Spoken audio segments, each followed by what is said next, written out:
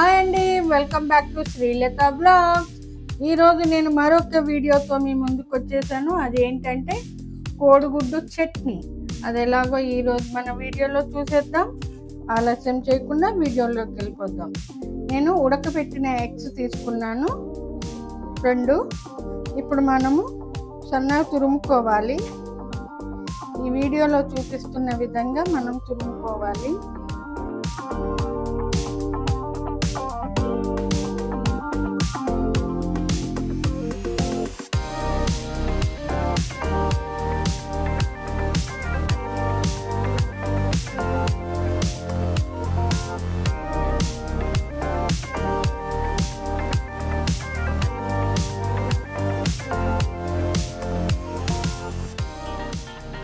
ఇప్పుడు మనం ఇందులోకి టేస్ట్కి సరిపడా కారం, స్పైసీకి సరిపడా కారం వేసుకుందాము. కొద్దిగా పసుపు,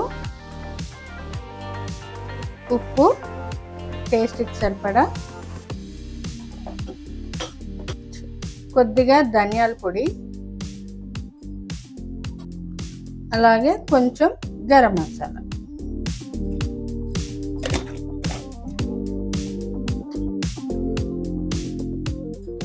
మసాలాలన్నీ వేసుకున్నాం కదా. ఇప్పుడు 1 నిమ్మరసం వేసుకుందాము. 1 కాయ నిమ్మరసం వేసుకోవాలి. పుల్ల పుల్లగా, కారం కారంగా ఈ కోడిగుడ్డు చట్నీ బాగుంటుంది. ఇప్పుడు ఒకసారి మిక్స్ చేసుకుందాము.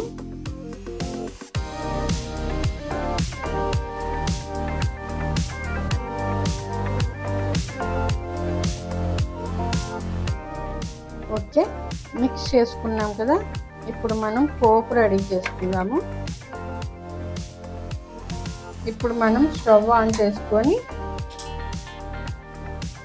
చిన్నది కడాయి పెట్టుకున్నాము పోపుకి. ఇప్పుడు ఇందులో ఆయిల్ వేసుకుందాము.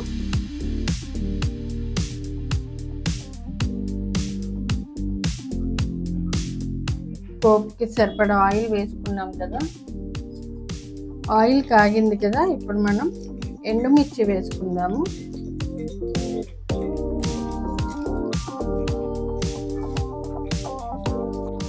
అలాగే శనగపప్పు, 4-5 వెల్లుల్లి రెబ్బలు కచ్చా పచ్చాగా దంచుకోవాలి.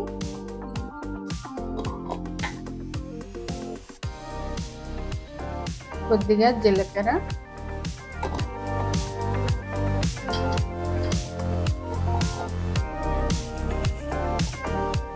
ఆవాలు,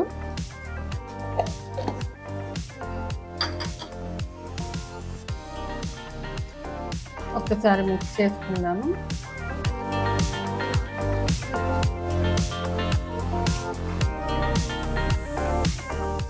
చూడండి, ఎండుమిర్చి వేగింది కదా. ఇప్పుడు లాస్ట్ మనం కరివేపాకు వేసుకుందాము.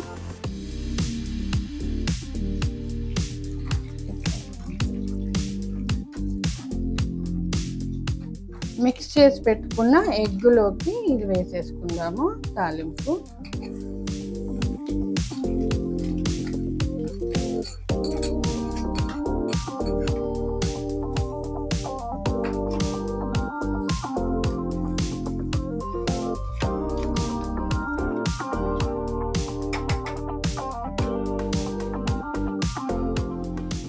అంతే అండి. చూసారు కదా, చాలా సింపుల్ కదా కోడిగుడ్డు చట్నీ.